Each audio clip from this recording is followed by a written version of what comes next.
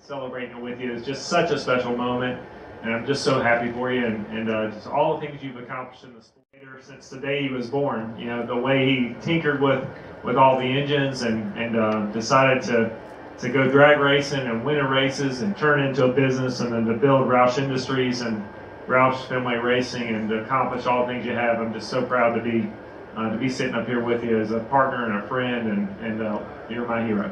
All right, guys, I gotta ask, because Jack Roush, if you don't know, he's a mathematics major, physics major in school, just way different level of thinking. Did you guys ever have a hard time walking away from a conversation with him because of the words he used that you just said, I don't even have any idea what he just said?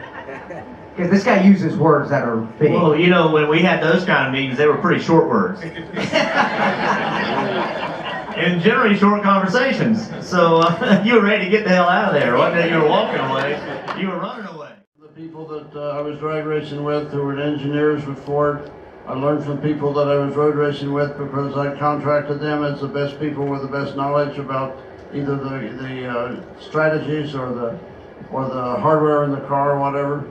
And when I came down to go cup racing in '88, I brought 0 people with me. I didn't bring anybody that helped me win the championships or helped me win my races previously, because I knew that this was such a tough operation that I had to go down and learn about the things that were going on.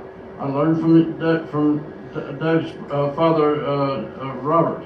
You know, Robert and I clashed heads, you know, for years because we were jealous of the we were jealous of the space that one another had, and we were also jealous occasionally of the opportunity to get out of a racetrack. We tore up 2 rental cars. Rather, I tore up his Doug's mother's lease car from Ford by competing for space to get in the slot to get out of the racetrack.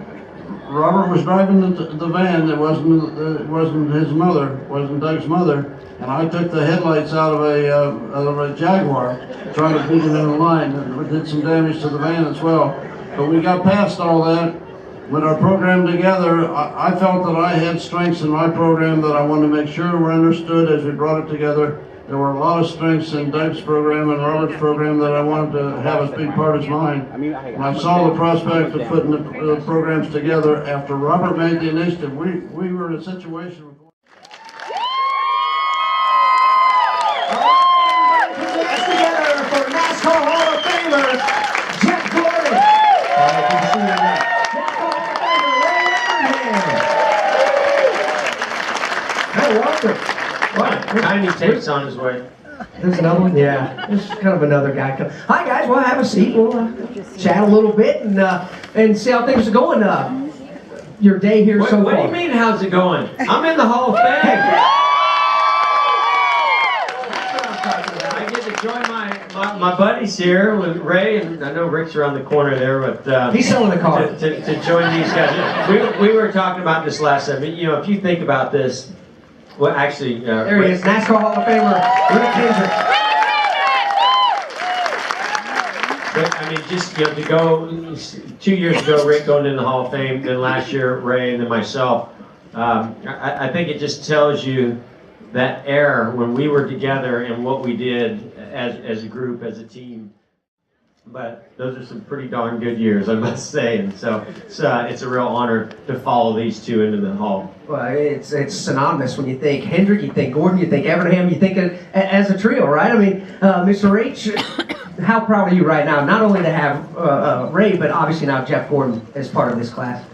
Well, they got me in it, so I'm real proud. It's really special to be able to celebrate with them and to be in the Hall of Fame with them. It is so special as we walked through today and looked at some of the old uniforms and trophies from the very beginning. So it's really been cool. Well, Ray, here he is. He's a Hall of Famer now, and obviously you had everything in the world to be a part of this too. And how proud are you in this moment? I'll tell you, I was just lucky enough, thank God every day, what a blessing just to meet these guys and be part of that. But I'm so proud of Mr. Hendrick and Jeff, and not only what Jeff has accomplished on the racetrack, but our special night last night, making Mr. Hendrick, myself, and the team feel such a special part of it. It's been a great ride, and the thing that I think I'm most thankful for is when we were doing that, we were all working pretty hard. We were pretty busy. You know, Jeff and I were racing really hard, and unfortunately we were working Mr. Hendrick hard because he was paying for all the stuff we were tearing up and using up. And we didn't get a lot of chance to really reflect on it, and we have been so fortunate to be able to reflect later on in our careers what we accomplished, and watching the films, watching Jeff go in and watch Mr. Hendrick going in, and going in myself last year. It's just it brings back such great memories. I'm sorry. I'm gonna put my my TV analyst hat on here and ask Ray a question, if you don't mind, real quick.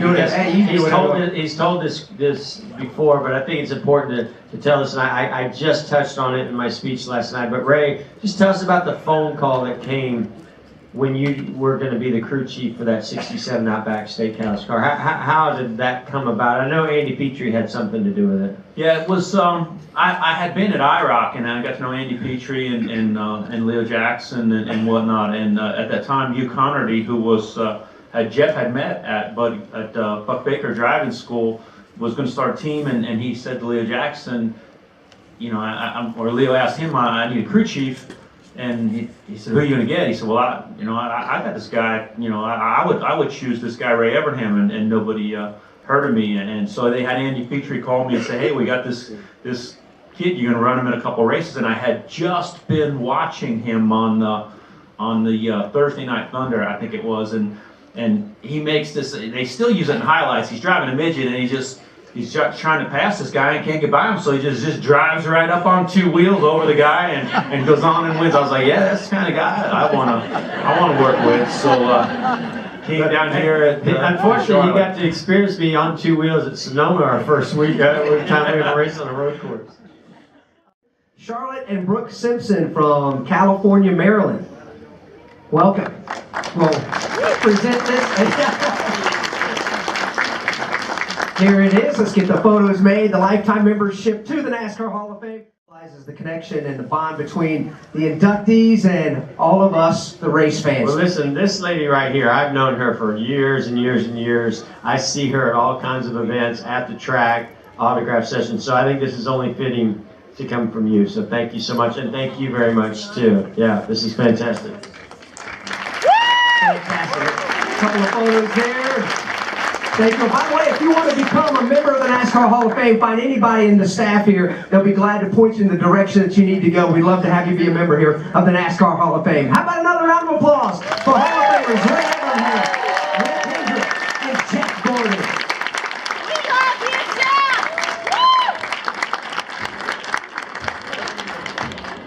Coming up.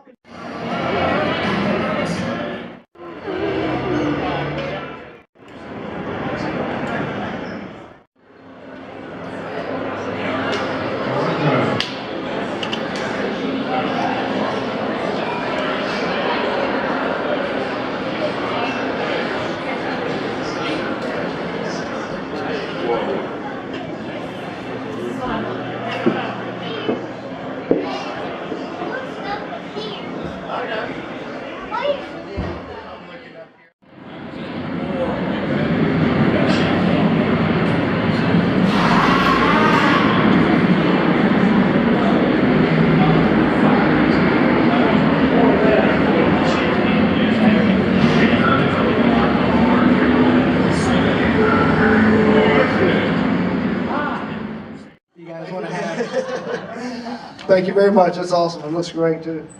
And we'll get some photos with you guys as well here. Congratulations.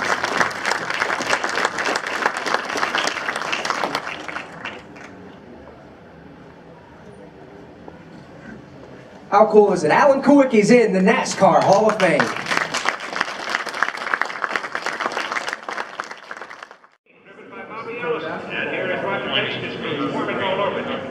Hot dogs and Ford Chevys and Chrysler products. And then come in there and win races. Pretty outstanding. First race out, I think 1 or 2 races in Dolly.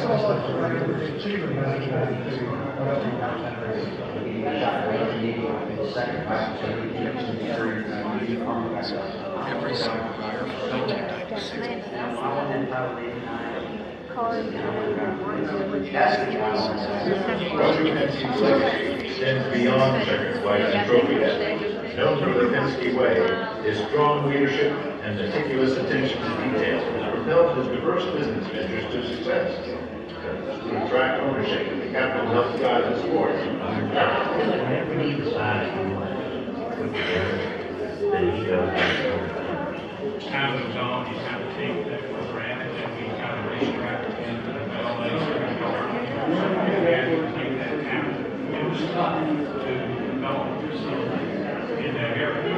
They figured out how to do it. In 2012, Roger Penske placed another jewel in the Grumman's illustrious career by claiming the NASCAR Premier Series championship. And after 40 years in NASCAR becoming competition, Roger Penske is your champion NASCAR runner. He said something that really kind of showed. He said this is the biggest compliment.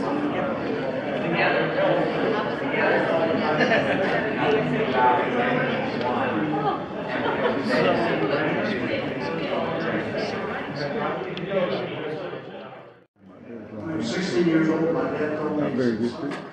NASCAR, middle seven. Phil France Jr. talked to me about going to Talladega, Alabama to be the PR.